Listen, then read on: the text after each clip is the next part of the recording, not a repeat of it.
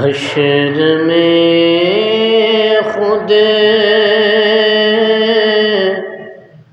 کو جو دیکھوں گا تو بکھر جاؤں گا۔ حشر میں خود کو جو دیکھوں گا تو بکھر جاؤں گا۔ حشر میں خود کو جو دیکھوں گا بکھر جاؤں گا۔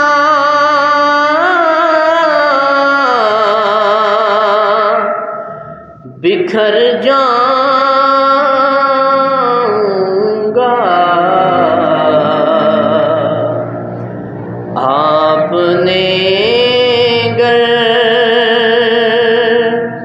نہ سنبھالا تو میں کدھر جاؤں گا۔ آپ نے گر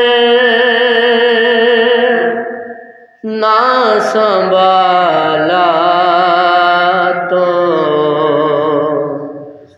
میں کدھر جاؤں گا۔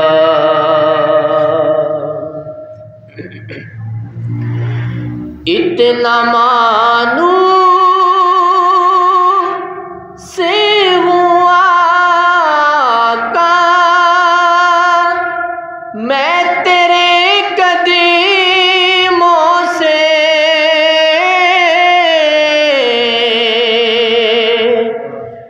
اتنا معلوم سے ہوا آقا میں تیرے قدموں سے،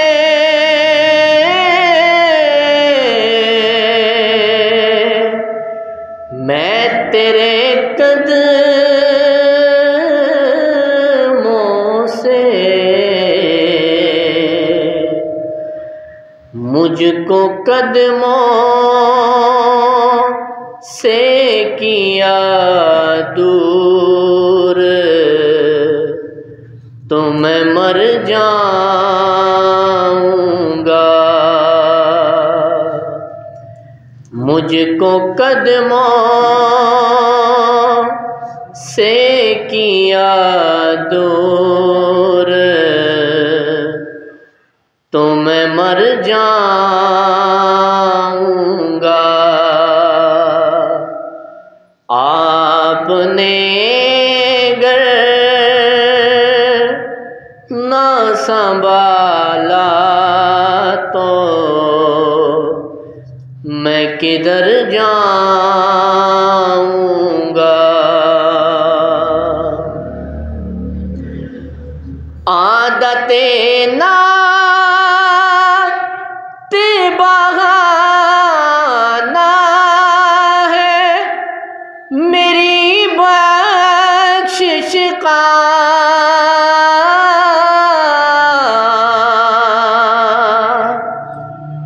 عادت نعت بہانا ہے میری بخشش کا،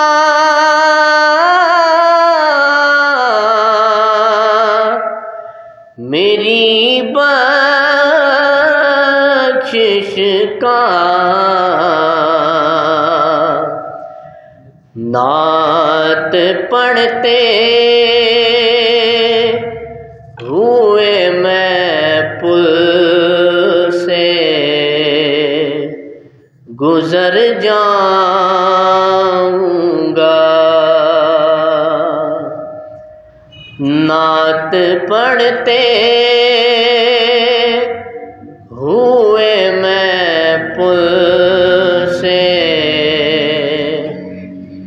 گزر جاؤں گا، آپ نے گر نہ سنبھالا تو میں کدھر جاؤں گا۔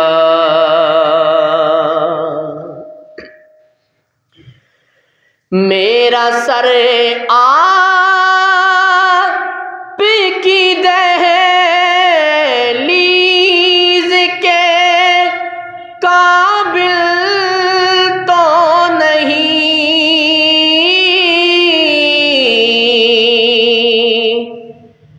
میرا سر آپ کی دہلیز کے قابل تو نہیں،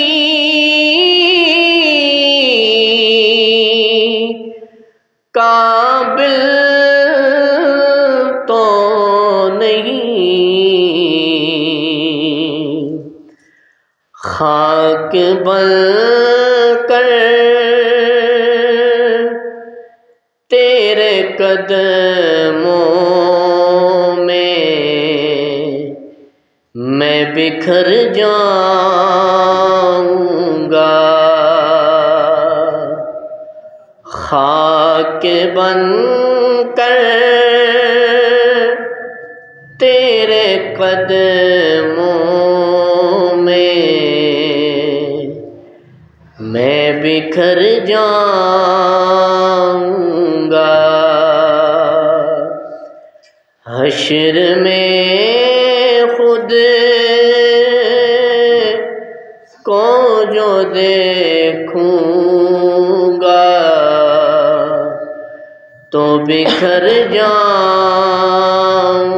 گا، آپ نے گر نہ سنبھالا تو میں کدھر جاؤں گا۔ نحمدہ ونصلی علی رسولہ الکریم، اما بعد، فاعوذ باللہ من الشیطان الرجیم، بسم اللہ الرحمن الرحیم۔ میرے بھائیوں، دوستوں اور عزیز ساتھیوں، اللہ جل شانہ کا بہت بڑا احسان ہے کہ اللہ نے ہمیں سلسلے کے ساتھ جوڑا، مغرب کی نماز باجماعت ادا کرنے کی توفیق عطا فرمائی، اور پھر اپنا بولنے کے لیے اور سننے کے لیے اکٹھا فرمایا۔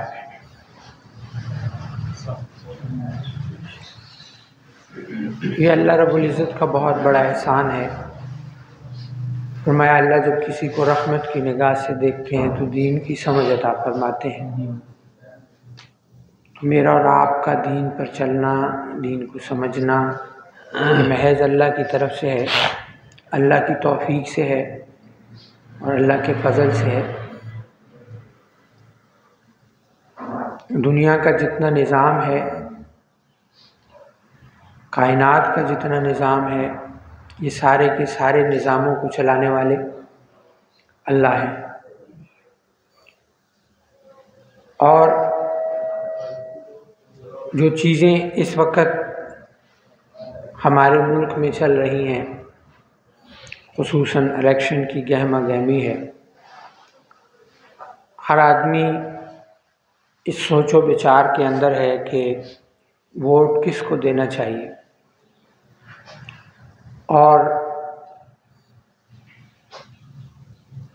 کئی لوگ سوال بھی کرتے ہیں کہ جی آپ کے نزدیک کس کو دینا چاہیے۔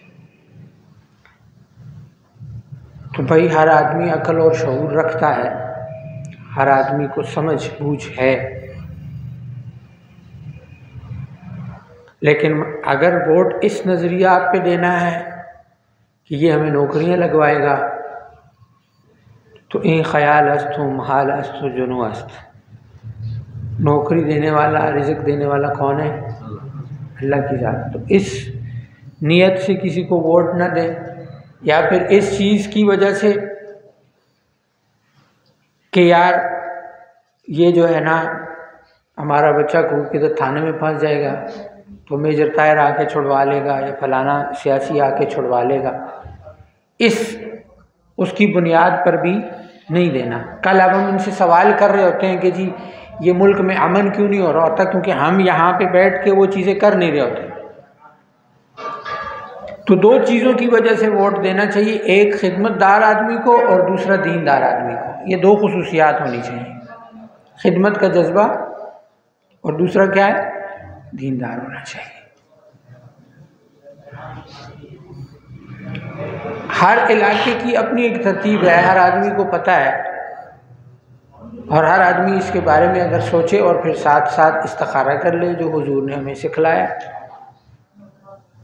کسی کے کہنے کی وجہ سے یا کسی کے ماننے کا، ہر پارٹی کا ایک اپنا منشور ہے۔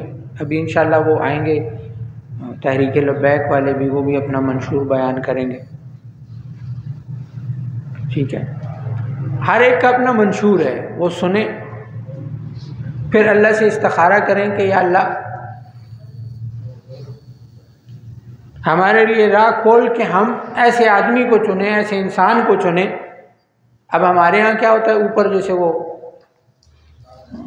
وہ بعض آج کل پی ٹی آئی کے ساتھی جو ہے نا وہ کیا کہہ رہے ہیں، گدھے کو عمران خان کھڑا کر دے ہم اس کو ووٹ دے دیں گے، یہ تو شعور، پھر کہتے ہیں ہمیں اس نے شعور دیا، یہ تو شعور کی علامت ہے۔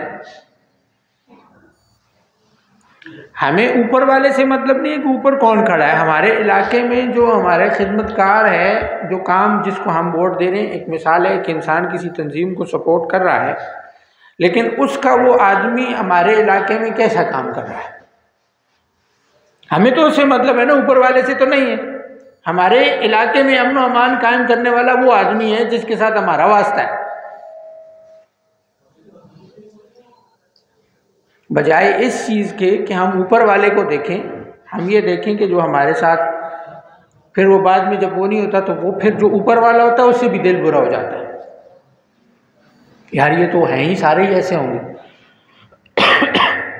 تو اس ایک کی وجہ سے پھر ہم سب کو اسی نظریے سے دیکھتے ہیں جیسے کہ وہ یہاں پہ ہمارے علاقے والا ہے، جب وہ کسی کام نہیں آیا ہوتا، جب وہ کسی ترتیب میں نہیں آیا ہوا ہوتا۔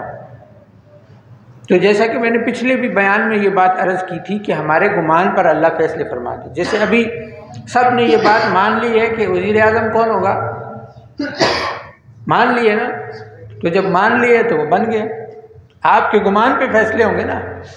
ہر ایک بندہ کہہ رہے جی بات ہو گئی ہے، چاہے ان کے مخالفین ہیں وہ بھی کہہ رہے ہیں اور چاہے ان کے حامی ہیں وہ بھی کہہ رہے ہیں کہ وزیر اعظم کون ہے، تو آپ نے مان لیا ہے، اگر انہوں نے کہا ہے تو مان تو آپ نے بھی لیا ہے، تو جب مان لیا ہے تو آپ کے گمان پر فیصلے ہوں گے، جو آپ نے چاہا ہوا ہے اسی کو اللہ بٹھائے گا۔ اگر ہم چاہیں کہ انصاف والا بٹھائے، یا ہم سارے متحد ہو کے اللہ سے یہ مانگیں کہ اللہ انصاف پسند کو بٹھا۔ ہمارے ہاں کچھ چیزیں ایسی ہیں جو غلط ہو، جب بن جاتا ہے پھر ہم اس وقت مانگ رہے ہوتے ہیں کہ یا اللہ یہ غرق ہو، یہ تباہ ہو، یہ برباد ہو، اور اس کی جگہ کو اس وقت مانگنا ہوتا ہے کہ یا اللہ اس سے کام ٹھیک لے لے، اب یہ بن گیا ہے، اب اس کو اللہ نے 1 سال کے لیے بنایا ہے، 2 سال کے لیے بنایا ہے، 3 سال کے لیے بنایا ہے، 5 سال کی ہماری مدت ہے، لیکن وہ جتنی دیر ہم اس کو بدوائیں دیں گے۔ پچھلے ہفتے مفتی صاحب نے عقیدہ بھی پڑھایا تھا، اس میں کیا چیز فرمائی، حضور نے فرمایا مفہوم ہے کہ سب سے بدترین حاکم کون سا ہے کہ اس پہ تم لعنت کرو وہ تمہارے اوپر لعنت کرے۔ تو یہی ہوتا ہے، ایک حاکم ہم پر آ کے بیٹھتا ہے، 6 مہینے گزرتے ہیں ہم اس کو گالیاں دینا شروع کر دیتے ہیں، یہ ایسا ہے، یہ فلاں ہے، وہ قادیانی کہہ رہا ہوتا ہے، کوئی کافر کہہ رہا ہوتا ہے، کوئی یہودی ایجنٹ کہہ رہا ہوتا ہے۔ بات یہ ہے کہ جو چیز، جو کام آپ کے سامنے ہو نا، اس کا انسان اس کے اوپر فتویٰ بھی لگاتا ہے، یا پھر علماء اگر لگاتے ہیں تو علماء کی سمجھ بوجھ ہوتی ہے، وہ اس کے مطابق ہوتی ہے۔ ہمارا کام نہیں ہے، علماء وہ آواز، وہ چیز اسی لیے کر رہے ہوتے ہیں تاکہ وہ اس تک پہنچ جائے اور وہ ٹھیک ہو جائے۔ عوام کا کام نہیں ہے اللہ امتحان کرنا، عوام کا کام کیا ہے کہ دعا کرے یا اللہ اس کو ہدایت دے دے، ٹھیک کر دے، خدمتگار بنا دے، اس سے کام لے لے۔ جب بات وہیں پہ آگے رکتی ہے کہ جب ہم ان چیزوں کو سمجھیں گے تو پھر ہمارے لیے آسانیاں پیدا ہوں گی۔ اب جیسے ایک مثال کے طور پر یہاں ان کو بلانے کا مقصد یہ ہے کہ سب سے پہلے ہم مسلمانوں کے اندر اتحاد ہو، ہمیں سمجھ میں آئے کون کس جگہ پہ کھڑا ہے، کس ترتیب پہ کھڑا ہے۔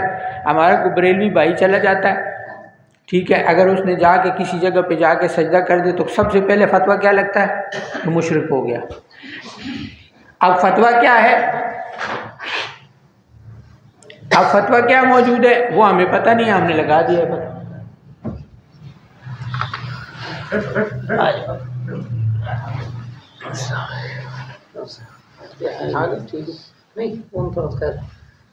تھوڑی دیر تک آ سکتے؟ اچھا اچھا، تو ہمارا فتویٰ کیا لگ گیا، ہم نے کہا کہ بریلوی کیا ہو گیا جی، مشرک ہو گیا۔ سب سے پہلے تو مسائل کو سمجھ لیں، کون سی چیز کہاں پہ کس جگہ پہ کھڑی ہے، کیا ہے کیا نہیں ہے، پھر اس کے بعد بھائی مشرک وہ ہوتا ہے جو سجدہ کرے اس نیت سے کہ میں اس بزرگ کی، حاضر بزرگ کی عبادت کر رہا ہوں، مشرک بندہ تب ہوتا ہے۔ تعظیمی سجدہ حرام ہے تو مشرک کا فتویٰ کیسے لگایا، چاہے وہ کسی بزرگ نے لگایا چاہے کسی مولوی نے لگایا۔ اور پھر سارے اس پر ہیں بھی نہیں، تو یہ جو ابھی بھی جمعے کے بعد سے وہ ہمارے اپنے ہی وہ ساتھی تھے، ان کے ساتھ یہی بحث ہو رہی تھی، بات چل رہی تھی یہ حیات اور ممات کے اوپر۔ میں نے کہا یار امت کو ایک ہونے کیوں نہیں دیتے تم لوگ؟ ایک مسئلہ فروعی ہے، یہ مسئلے فروعی ہیں، علماء کے ہیں، عوام میں تم لوگوں نے جھگڑے پیدا کیے ہوئے ہیں، ایک جگہ پہ آ کے رک جاؤ، اور اگر کوئی ایسی چیز ہے آپس میں بیٹھ کے حل ہو سکتی ہے۔ عوام کا کام کیا ہے؟ عوام کا کام ہے وہ میں اکثر یہ بات کرتا ہوتا ہوں کہ بھائی آپ کا کام کیا ہے؟ آپ کا کام یہ ہے کہ جب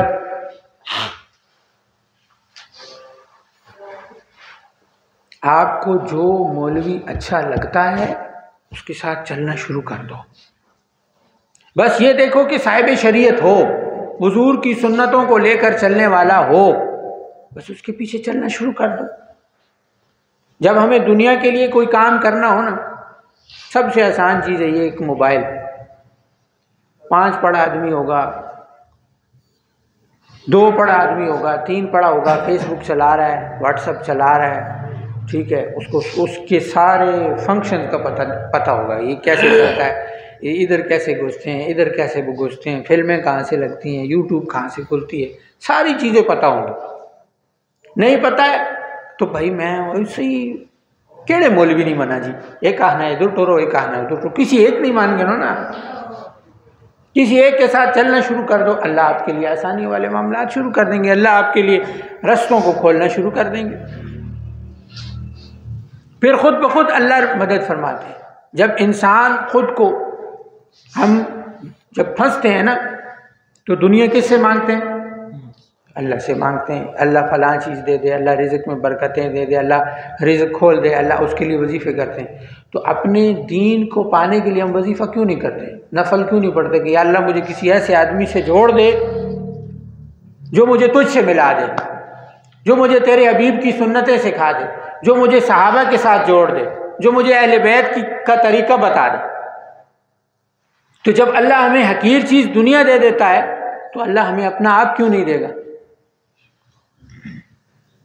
کیونکہ ہم دنیا تو اللہ سے مانگتے ہیں، اللہ سے کسی اللہ والے نے فرمایا نا کہ اللہ سے سب سے افضل چیز مانگنا کیا ہے کہ اللہ سے اللہ کو مانگ لو، اللہ سے اللہ کو مانگ لو کہ اللہ تو چاہیے بس۔ جب اللہ مل جائے گا کائنات کی ہر چیز آپ کی،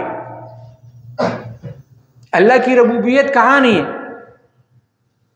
تو کل بھی اسی چھوٹی چھوٹی چیزیں ہیں، مسئلے حل ہو سکتے ہیں، ہم نے بنائے ہوئے۔ وہ بات آئی علم غیب ہے یا نہیں، تو اس نے مجھے کہا جی علم غیب، تو میں نے کہا وہ بات سنو، علم غیب میرے اور تیرے لیے ہے، اللہ کے لیے علم غیب کیا ہے؟ جس نے بنایا اس کے لیے علم غیب کیا ہے؟ اس کے لیے تو کوئی علم غیب نہیں ہے۔ اور قرآن میں اس نے ہمیں فرما دیے بِشَيْءٍ مِّنْ عِلْمِهِ إِلَّا بِمَا شَاءَ، جسے جتنا چاہے دے دوں۔ اب جس کو علم اللہ نے دیا ہے اس پر آپ کیوں جی علم غیب کیسے؟ اب علم غیب کی حاضر وقت میں مثال لے لیں، ہم تیسرا کمرہ ادھر ہے، ہمیں نہیں پتہ وہاں پہ کیا ہو رہا ہے، کیمرہ لگا دو وہاں پہ، وائی فائی ساتھ لگا دو، یا امریکہ میں لگا دو ایک کیمرہ اور اس کے ساتھ وائی فائی لگاؤ، ہم یہاں بیٹھ کے دیکھ سکتے ہیں کیا ہو رہا ہے۔ علم غیب کی آسان مثال ہے، ایک ہے عطائی اور ایک ہے ذاتی۔ ذاتی علم صرف اللہ کا ہے، باقی سب کو اللہ نے دیا ہے۔ کسی کے پاس تھوڑا ہے، کسی کے پاس، جس کی ولایت جتنی بڑی، جس کا عہدہ جتنا بڑا، اس کو اتنا علم اللہ نے عطا فرمایا۔ علم غیب یہ ہے نا کہ جنت دوزخ ہم نے دیکھی نہیں اور حضور فرما کے چلے گئے، آپ کے ہر آنے والے فتنے کے بارے میں حضور نے فرما دیا، تو اور علم غیب کے سر ہوتے ہیں؟ یہی علم غیب ہے نا، اور کس کا نام؟ یہ جو چیزیں ہیں ان کے اوپر جھگڑنا فضول ہے۔ اس وقت یہ ہے کہ ہم لوگ جن چیزوں سے، جو لوگ ہمارے معاشرے کو دین سے دور لے کے جا رہے ہیں، قادیانی ہے، الحد ہے، یہ وہ لوگ ہیں جنہوں نے ہمیں آپسی توڑ اس حد تک پیدا کر دیا ہے، ہمارے اندر تعصب اس حد تک پیدا ہو چکا ہے کہ ہم اپنے ساتھ بیٹھنا، اس کے ساتھ بیٹھنا گوارا نہیں کرتے۔ فلانا مماتی ہے، فلانا بریلوی ہے، فلانا فلاں ہے، فلانا اہل حدیث ہے، فلانا فلاں ہے، اس کے ساتھ بیٹھنا نہیں ہے، اس کے ساتھ کھانا نہیں ہے، اس کے ساتھ پینا نہیں ہے، اس کے گھر نہیں جانا۔ یہ تعصب ہمارے اندر پیدا ہو چکا ہے، اس تعصب کو ختم کرنا ہے۔ اگر کسی سے کوئی بات منوانی ہو یا کسی کے ساتھ کوئی بات کرنی ہو نا، تو پھر اس کے لیے کیا کرنا پڑتا ہے؟ اس کے ساتھ محبت سے پیش آئیں تو وہ جو بات آپ بتانا چاہ رہے ہیں اس کو سمجھ بھی آ جائے گی۔ اور اگر آپ اس کو گالم گلوچ اور برا بلا اور کافر اور فلاں اور فتوے لگانا چاہیے تو پھر مانے گا وہ آپ کی بات؟ وہ نہیں مانتا ہے۔ بیٹھ کے اس کے ساتھ آرام میں یہ چیز اس طرح سے ہو سکتی ہے۔ تو اس لیے ان چیزوں کے اوپر جیسا کہ میں نے عرض کی کہ یہ چیزیں اپنے اندر سے ختم کر کے، اپنے اندر سے تعصب ختم کر کے، پھر اس پر سوچیں کہ ہمارے لیے خدمت کرنے والا یا دیندار آدمی کون ہے، سب کے منشور سنیں، سب کی باتیں سنیں، جو آپ کو قرآن اور حدیث اور شریعت کے مطابق لگے اس کو ووٹ دیں۔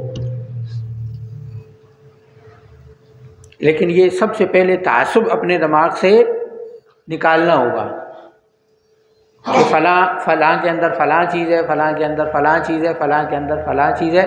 ہم سب مسلمان ہیں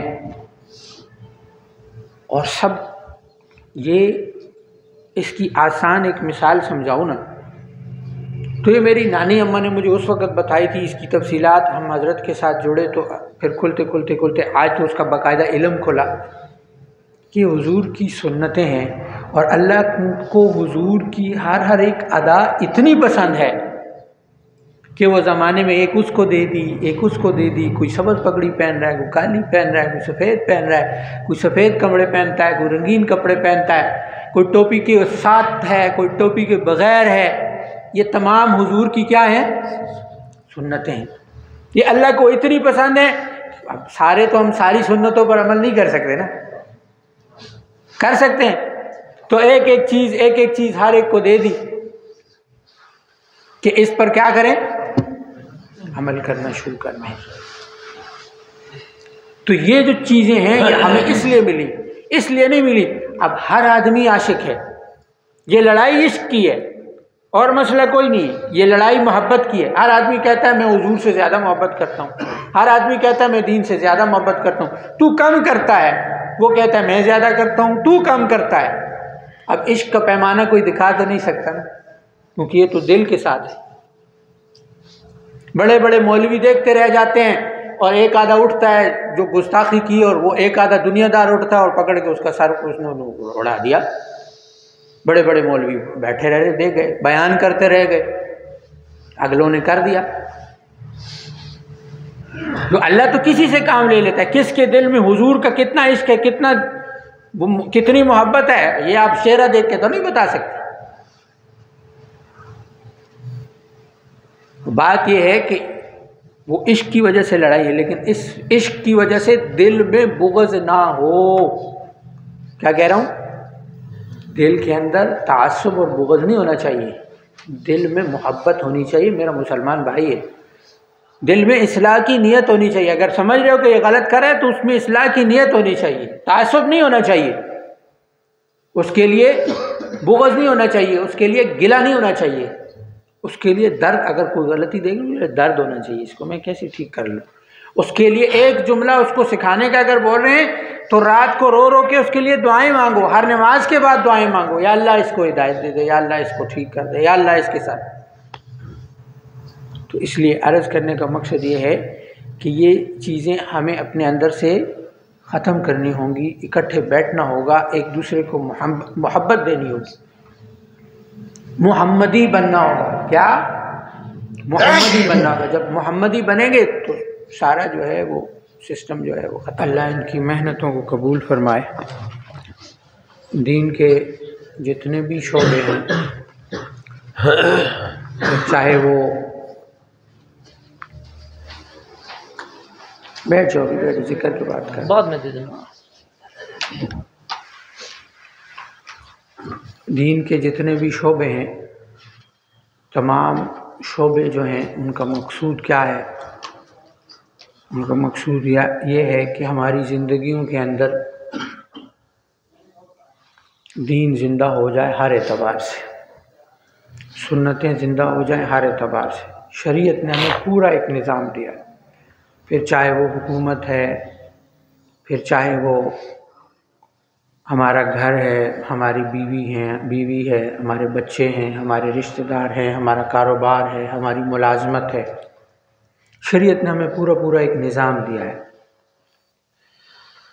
اور سلسلے کا منشور بھی اسلام، عوام اور پاکستان ہے۔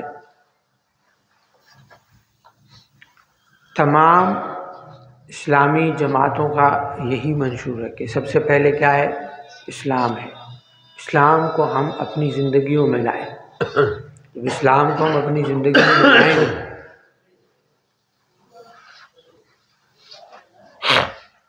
تو اس کا فائدہ کیا ہوگا کہ ہماری زندگی آسان ہونا شروع ہو جائے گی۔ پھر اس اسلام کو ہم اپنے معاشرے میں لائیں۔ اب معاشرے میں کیسے لائیں گے؟ معاشرے میں لانے سے پہلے سب سے پہلے ہمیں شروعات اپنے گھر سے کرنی ہوگی، اپنے علاقے سے کرنی ہوگی۔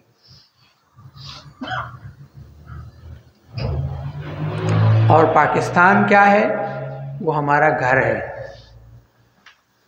میں اکثر لوگوں کے منہ سے یہ سنتا ہوں کہ پاکستان میں کچھ نہیں، باہر جانا ہے۔ کیا کرنا ہے؟ جس کو سنو وہ کہتے ہیں میں UK جانا چاہتا ہوں، میں امریکہ جانا چاہتا ہوں، میں سعودیہ جانا چاہتا ہوں، میں فلاں جگہ جانا۔ بھی کیوں جانا چاہتے ہو؟ پاکستان میں کچھ نہیں ہے۔ پاکستان نے ہمیں کچھ نہیں دیا۔ اگر پاکستان نے ہمیں کچھ نہیں دیا، ہم نے پاکستان کو کیا دیا؟ حضور کا تقلا معاف، ہمارے خان چوک سے قابلی گیا ہے نا، وہ جب گئے تو وہ روک گیا نا، وہ کہتا ہے ہمیں پتہ نہیں، مجھے یاد نہیں ہے اس نے کتنے سال کے، 40 سال کے اور 37 سال اس نے بولا ہے۔ اس نے کہا کہ ہمارے ساتھ پاکستانیوں نے، یہ وہ افغانی کہہ رہا ہے نا، افغانستان کا رہنے والا، ہم پاکستانی ہیں نا، گھر کی قدر نہیں ہوتی ہے۔ ہاں جی، وہ کہتا ہے جی ہمارے ساتھ پاکستانیوں نے بہت زبردست تعاون کیا ہے، جتنا ٹائم ہم رہے ہیں، اتنے سال ہم رہے ہیں، بہت خوش رہے ہیں جی۔ تو ہم خود پاکستانی ہیں، ہمیں تو زیادہ سکون ہونا چاہیے۔ تو تو پاکستان ہمارا گھر ہے۔ پچھلے بھی ایک بیان میں عرض کر چکا تھا، جسے بھی مولانا نے بھی بات فرمائی، کہ جو باہر جا چکے ہیں ہمارے تھرو یا جو کسی بھی تھرو سے باہر پہلے جا چکے ہیں، ان سے پوچھ لو وہ جو اصول اور ضوابط ان ممالک کے ہیں نا، ہم برداشت نہیں کر سکتے۔ اور اب تقریباً پوری دنیا میں حال ایسے ہی ہے، جو مہنگائی یہاں ہے اس سے بڑھ کر کئی گنا وہاں پہ۔ ٹھیک ہے، اگر ہم یہ سمجھ رہے ہیں کہ وہاں جا کے ہمارے تو ہمارے ملک کے اندر ہم جیسے ہیں ویسا اللہ نے نظام رکھا ہوا ہے، کہ اللہ نے فرمایا ہے جیسے تمہارے اعمال ہوں گے ویسے تم پر حکمران ہوں گے۔ لیکن جیسا کہ میں نے مفتی صاحب سے عقیدے کی کتاب اس لیے لے لی کہ میں نے چاہا، اب یہ دیکھیں نا، یہ اتفاق تو نہیں ہے، یہ اللہ کا حکم ہے کہ ادھر الیکشن کا ماحول ہے۔ پچھلے ہفتے ہم نے حکمرانوں والا عقیدہ پڑھا، تو میں نے چاہا کہ میں اس کو تھوڑا سا رینیو کر دوں تاکہ جو ساتھی نہیں تھے ان کو بھی سمجھ میں آ جائے اور ہمارے لیے یہ تازہ بھی ہو جائے، کیونکہ ماحول وہی ہے کہ ہمیں یہ بھی پتہ چلے کہ ہماری شریعت نے ہمارے لیے کون سے اصول وضع کیے۔ یہ کتاب ہے عقیدہ طحاوی کی، امام طحاوی رحمہ اللہ نے لکھی ہے، تقریباً ساتھیوں کو معلوم ہے، نئے ساتھیوں کے لیے عرض کر رہا ہوں۔ تو امام طحاوی نے یہ اصول بہت پہلے وضع کر دی، اور یہ کتاب نچوڑ کس کا ہے؟ امام ابو حنیفہ رحمہ اللہ کی کتاب فقہ اکبر کا، یہ اس کا نچوڑ ہے۔ اس کو تھوڑی سی وسعت کے ساتھ، تشریحات کے ساتھ انہوں نے امام طحاوی نے نقل فرمایا۔ اس میں جو اب امام طحاوی ترجمہ لکھتے ہیں، اور ہم اپنے مسلمان حکمران کی بغاوت کو جائز نہیں سمجھتے، اگرچہ وہ ظلم کریں، اور نہ ہم انہیں بددعا دیتے ہیں، نہ ان کی اطاعت سے اپنا ہاتھ کھینچتے ہیں جب تک کہ وہ کسی معصیت ناجائز کام کا حکم نہ دیں۔ ہم اطاعت خداوندی کی وجہ سے ان کی اطاعت کو فرض سمجھتے ہیں، اور ہم ان کے لیے اصلاح اور درستگی کی دعا کرتے ہیں۔ اچھا، سب سے پہلے یہ سمجھنا چاہیے، کیونکہ بہت سی چیزیں زمانے میں ایسے نا، کچھ لوگ ایسے بھی ہیں وہ کہتے ہیں، جیسے ابھی حضرت نے ووٹ کے بارے میں بات فرمائی، تو یہ ووٹ شوٹ کچھ بھی نہیں ہے، یہ اس طرح سے ہم ووٹ دیتے ہی نہیں ہیں۔ ہم کیا کرتے ہیں؟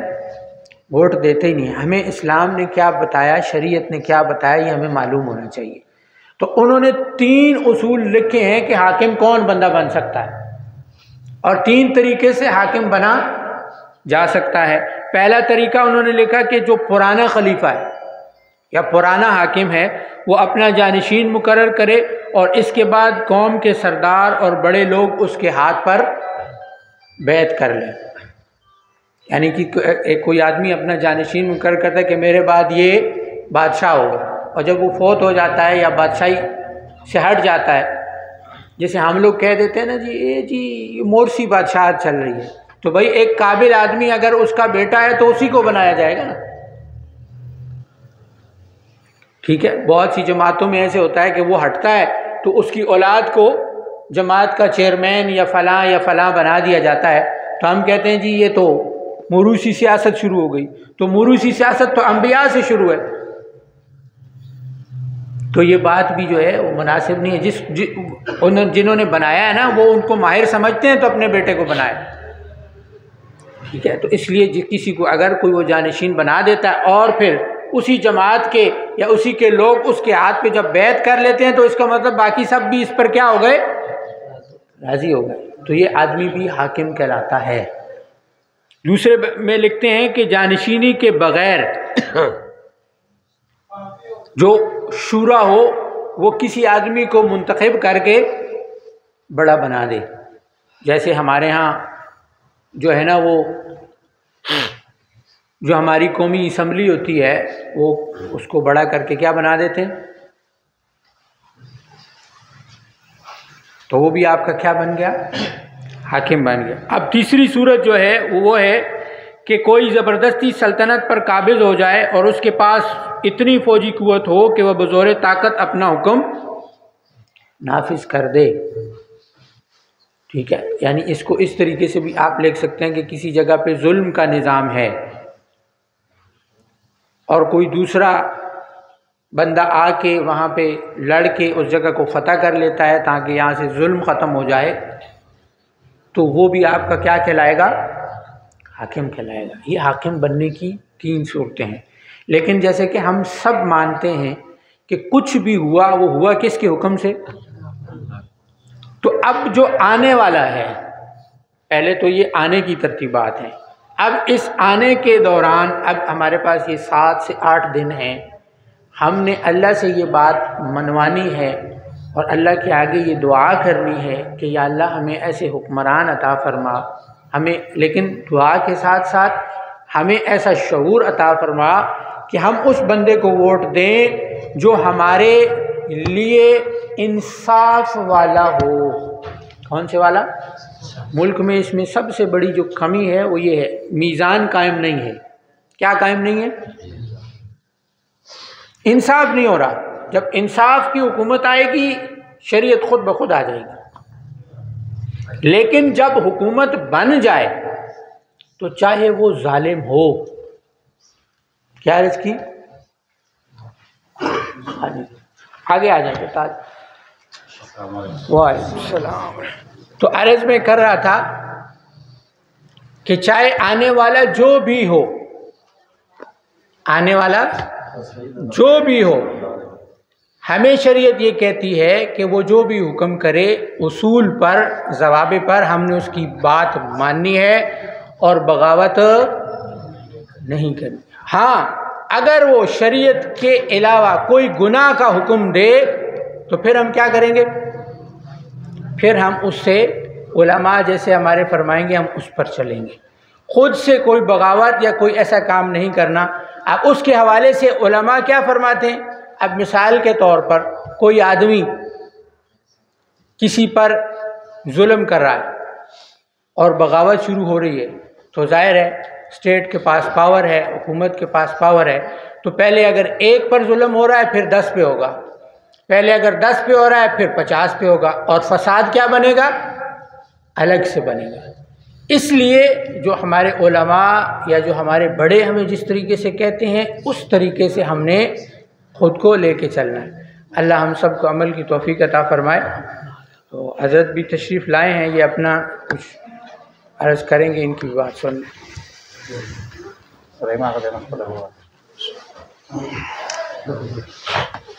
بسم اللہ الرحمن الرحیم۔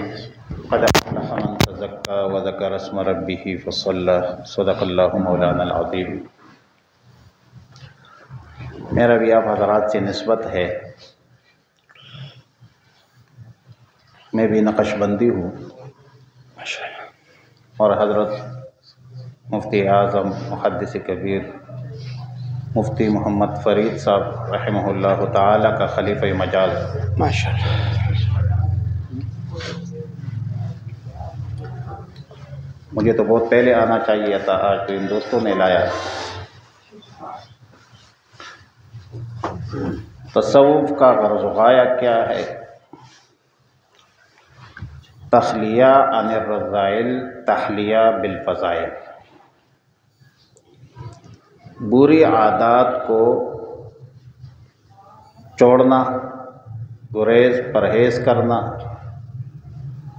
اور اچھی عادات و اطوار سے اپنے آپ کو زیوراستہ کرنا، اس کو کہتے ہیں تزکیۃ النفس۔ 3 مراتب ہے نفس امارہ بالسوء، کہ ایک نفس کو برائی پر آمادہ کرتا ہے نفس بندے کو، اس کو کہتے ہیں نفس امارہ بالسوء۔ اور جب اس طرح اہل اللہ کی مجلس ہو، ذکر کے حلقے ہو، مراقبہ ہو، تو پھر اس پر نفس پر محنت ہو جاتی ہے، تو نفس سے لوامہ بن جاتا ہے، کہ ایک بندے کا نفس بندے کو ملامت کرے کہ مجھے یہ کام، غلط کام نہیں کرنا چاہیے۔ اور تیسرا مرتبہ ہے نفس مطمئنہ کا، کہ ایک بندہ مکمل طور پر منکرات سے کلی طور پر گریز شروع کرے اور پھر وہ داعی بن جائے۔ نفس میں، انسانی جسم میں رئیس الاعضاء جو ہے وہ دل ہے، اور دل کو زنگ لگتی ہے، کما یصدع الحدید، اس طرح لوہے کو زنگ لگتی ہے۔ اور پھر یہ سیقل ہوتی ہے کتاب اللہ کی تلاوت اور اللہ کی ذکر سے۔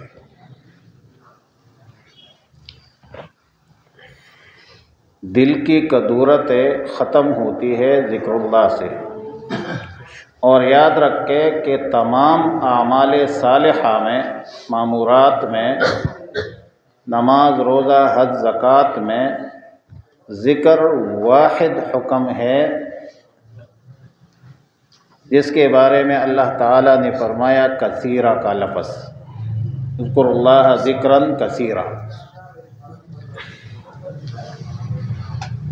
الا بذکر اللہ تطمئن القلوب۔ تو ذکر اللہ کی یاد کے دو طریقے ہیں۔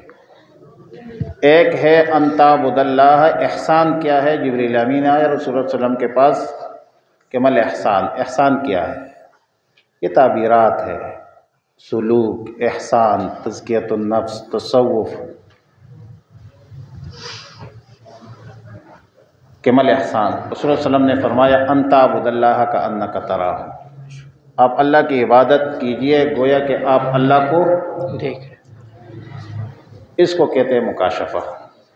فَإِن لَّمْ تَكُن تَرَاهُ فَإِنَّهُ يَرَاكَ، اگر یہ کیفیت نہیں بنتی تو پھر یہ کیفیت بنا دیجئے کہ اللہ پاک مجھے دیکھ رہا ہے۔ اس کو کہتے ہیں مراقبہ کہتے ہیں۔ پھر مراقبات کے 11 اقسام ہیں۔ جو سب سے مشکل مراقبہ ہے وہ مراقبہ معیت ہے، هو معکم اینما کنتم۔ اور مجھے یہ سعادت حاصل ہے کہ یہ میں نے خانقاہ سراجیہ سے ماشاءاللہ وہ کیا تھا، اللہ ہمارے ساتھ ہے، ہر مشکل میں۔ یہ اس مراقبے کا اور اس معیت کا تصور کرنا اہل اللہ کا، انبیاء کا کام ہے۔ جس طرح ہجرت کے موقع پر کیا فرمایا؟ لا تخف ان اللہ معنا، اللہ ہمارے ان معی ربی سیہدین، کلا کرم ارادہ ارگز کلا معی ربی ہوا معکم ان اللہ مع الصابرین۔ مراقبات کی اسباق مکمل کر کے آخر میں جو مراقبہ ہوتا ہے اس کو کیا کہتے ہیں؟ سلسلہ نقش بندیہ میں مراقبہ معیت۔ اور یہ مقام ہے صابرین کا، اور اللہ کا وعدہ بھی اس پر ہے، ان اللہ مع الصابرین۔ اللہ کی معیت کس کے ساتھ ہے؟ اور صبر کی پھر 3 اقسام ہیں، صبر علی المصیبت، صبر عن المعصیت، اور صبر علی الطاعت۔ آپ پر کوئی مصیبت آ جائے اس پر اللہ کی طرف رجوع کرنا کہ ان اللہ معنا، اللہ کا حکم اطاعت کہ ان اللہ معنا۔ تو یہ 3 اقسام ہیں صبر کے۔ اور صبر کا ایک پھر جب یہ مقام آپ کو حاصل ہوتا ہے تو بندہ مستقل مزاج، یعنی ہلوعہ سے نکل کر مستقل مزاجی جب آتی ہے انسانی مزاج میں تو یہ اس کے بعد آتی ہے، کیونکہ انسان تو فطرتاً غیر مستقل مزاج ہے۔ ان الانسان خلق ہلوعا اذا مسہ الشر جزوعا واذا مسہ الخیر منوعا۔ لیکن جب اہل اللہ کے ساتھ ذکر و فکر کے ساتھ پابندی کے ساتھ آپ بیٹھ جائے تو پھر اس کے بعد آپ کی مزاج میں ٹھہراؤ آ جاتی ہے، اور اللہ کا وعدہ استقامت پر ہے۔ یاد رکھیں کہ الاستقامت خیر من الف کرامت، استقامت 1000 کرامات سے بہتر ہے، اور اللہ کا وعدہ استقامت پر ہے۔ یہ آج آپ حضرات مجلس میں بیٹھ گئے، ذکر کیا، تعلیم، ترغیب، ترہیب سب چیزیں خانقاہوں میں چلتی ہیں، لیکن ایک دن کی بات نہیں ہے۔ جب آپ استقامت اختیار نہیں کریں گے تب تک آپ کو یہ فوائد اور ثمرات مقدر نہیں ہوگی، نصیب نہیں ہوگی۔ میں نے سن 88 میں بیعت کیا تھا، سن 2002 میں مجھے خلافت ملی تھی۔ میں نے علم شروع کیا تھا سن 88 میں، مجھے 10 سال میں مجھے فراغت مل گئی، سند مل گئی، سند علم کی، لیکن تصوف کے جو اسباق تھے وہ میرے 14 سال تقریباً لگ گئے۔ اس میں استقامت، ان الذین قالوا ربنا اللہ ثم استقاموا تتنزل علیہم الملائکہ، تو میرے آپ بہت خوشی ہوئی ہے۔ خانقاہ ہے، لیکن پہلی بات یہ ہے کہ آپ استقامت اختیار کیجیے۔ میرا آپ سے درخواست ہے کہ آپ استقامت اختیار کیجیے۔ اللہ کا وعدہ یہ جو فیوزات ہوتے ہیں، یہ جو فیوزات ملتے ہیں، یہ اس کی نزول دفعتاً واحدتاً نہیں ہوتی۔ ہم امت محمدی ہے، قرآن کریم لوح محفوظ سے آسمانی دنیا تک دفعتاً واحدتاً نازل ہے، لیکن آسمانی دنیا سے رسول اللہ مبارک صلی اللہ علیہ وسلم کے سینہ مبارک پر لمبے عرصے میں 22-23 سال میں اترا ہے۔